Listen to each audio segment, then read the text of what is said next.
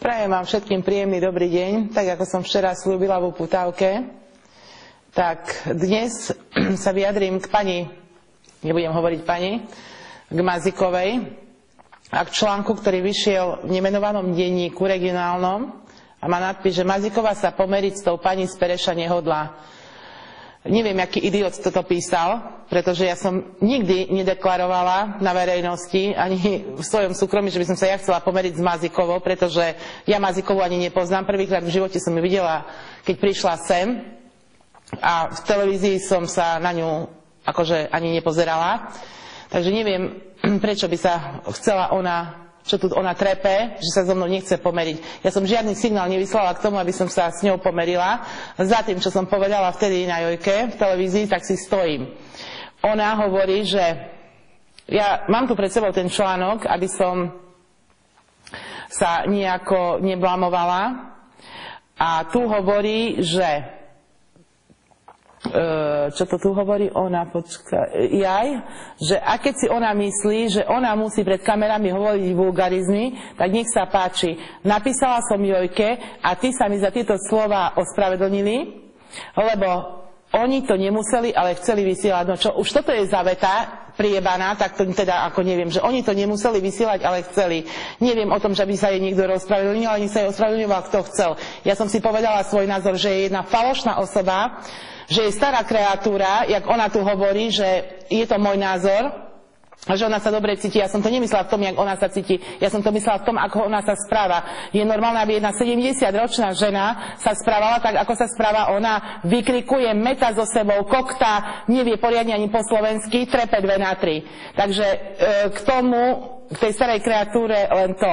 Ďalej sa tu píše, že ja teda považujem za sviňačiny, keď spevačka s manželom pozerá pornofilmy. Ja som to povedala na margo, na okraj a povedala ešte tu v tomto článku, že používam vulgarizmy pred kamerami, že mi to robí dobre. Aké vulgarizmy ja používam? Že som povedala na Dolibastre, že je kurva? A čo som mala povedať? Že ako čo je spevačka? A môže byť rada, že som povedala na Dolibastre, že je kurva. Vyhrážali sa žalobami, vyhrážala sa Basterka, vyhrážala sa Maziková. Kde sú tie žaloby? Čo to ona trepe? Tu trepe, že vypila 1 pohár vína a že ja tvrdím, že 5. Ja netvrdím, že 5, ja tvrdím, že 7. Hovorí, že 7 vína bola na stole. Na stole nebolo žiadne víno, pretože tam ani miesto nebolo. Víno bolo na komode. Bolo tam 5 fľašiek vína a neostala ani jedna. Takže nech si láskavo každý zráta, koľko vína vypila. Ona nerobí zo seba abstinentku. Ona pije, kde sa dá. V každej relácii, ktorá sa vysiela, či smotanka, či neviem čo, v každom má víno otrčené v paprči. Tak nech netrepe 2 na 3. A ešte sa tu vyjadrím, že ona to nepozerala, že len toto sa dozvedela od svojich fanúšikov. Neviem, akých ona má fanúšikov. Akože to neviem. No, ale čo je najdôležitejšie, tak je najdôležitejšie to, že sa mi nedali na túto tému vyjadriť. Prečo sa mi nedali na túto tému vyjadriť? Ako aby som na toto odpovedala. Tak to musím sa ja cez internet vyjadrovať k takýmto veciam?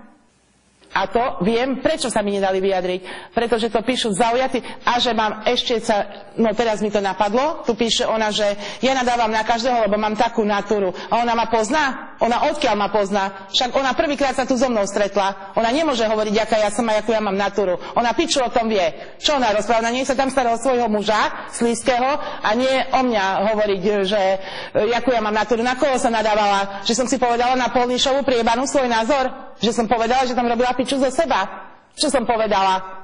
To ako na koho som ja povedala svoj názor. A samozrejme, že si poviem svoj názor na každého, to mňa otre ústa. A ešte to budem riešiť inač. Ja sa tu nebudem vyhrážať žalobami. Ja podám trestné oznámenie, už včera som jedno podala. To sa vrátim k tomu zajtra, čo bude za cirkus ešte. A ona nech sa pozrie, čo ona rozpráva. A ešte sa predsa vrátim k tomu, ako bola u Jana Krausa v Čechách. Správala sa tam, to hovorím o tej kreatúre, to takto sa správa jedna normálna žena? Ja nehovorím o dáme, tu nie reči. Príde do relácie, sadne si na stôl, meta tam so sebou, s tou parochňou, jak keby, neviem čo, teraz si myslela, že každý sa tam bude smiať, veď nikto, normálne si ľudia dávali na oči ruky a ešte spieva na playback, tam je kapela, živá kapela a ona spieva na playback, že iná žena. No by som akože niečo iné povedala. Však toto je trapné. A ešte ona povie, a ešte napíšu tí umelci v pluske, že hviezdila u Jana Krausa, oni asi Belma majú naučiť, veď oni nevedeli, jak sa tam tí diváci správali, veď Krausa by to bolo trapné. Tak takúto šeredu, takúto kreatúru tam skutočne akože nemal. Ona sa nevidí, čo za pičoviny robila. To čo je ako toto? A ona ide zo seba, idú z nej robiť hviezdu. Všetci novinári z nej robia hviezdu. To čo je toto? A o mne budú pičoviny písať. Ešte sa vrátim. A ešte sa vrátim k tým fanúšikom. Ja mám tie svojich fanúšikov a máme ich dosť. Nech sa pozrie na Facebook, koľko má ona a koľko mám ja za pár týždňov. To je jedna vec. A mňa takisto zastavovali ľudia a povedali, viete čo, pani Mojsejová, málo ste naložili tej Mazíkovej, nechcem povedať jakej. Málo ste jej naložili, pretože tak, jak ona sa správa, tak toto je pod úroveň. Tak sa nesprávajú 17-ročné deti, jak ona sa správa. Afektovaná, nevie, vystrája, meta so sebou, nevie povedať jednu súvislú vetu po slovensky. To je čo ako? A to ten jej slavný manažer, ešte k tomu sa vrátim, k tomu jej manažerovi, v nasledujúcej časti. To uvidíte, všetko budem zverejňovať. Všetky SMS-ky, všetko budem zverejňovať, čo mi ten človek popísal. A uvidíte, aký z toho bude cirkus. A jak sa vyhrážal. To bude ešte cirkus. Ale to si nechám nakoniec. Lebo toto pôjde do vážnych dimenzií. Čo toto je za človeka? Taký istý, jak aj ona. Taký istý. Vrana k vrane sa dá. A ešte sa pamätám, jak prišiel v roku 2005, jak skončila reality Mojsejovci, jak nám chcel robiť manažera. Jak prišiel v takom zašuftanom obleku, tak skutočne on môže len Mazíkovú manažovať. Presne taký istý, ako aj ona. Falošný, arogantný a ešte sa... No. To sa... Nechcem tu hovoriť dopredu, čo bude. Ale bude cirkus nenormálny. A k Mazíkovej ešte zajtra sa vrátim. Zajtra bude pokračovanie, toto bol len úvod. A ten novinár, ktorý robil s ňou ten článok, neviem, lebo predtým robil nejaké rozhovory s politikmi, teraz už robí s Mazíkovou, možno, že aj do politiky pôjde, možno, že budeme mať novú premiérku, ja neviem. Tak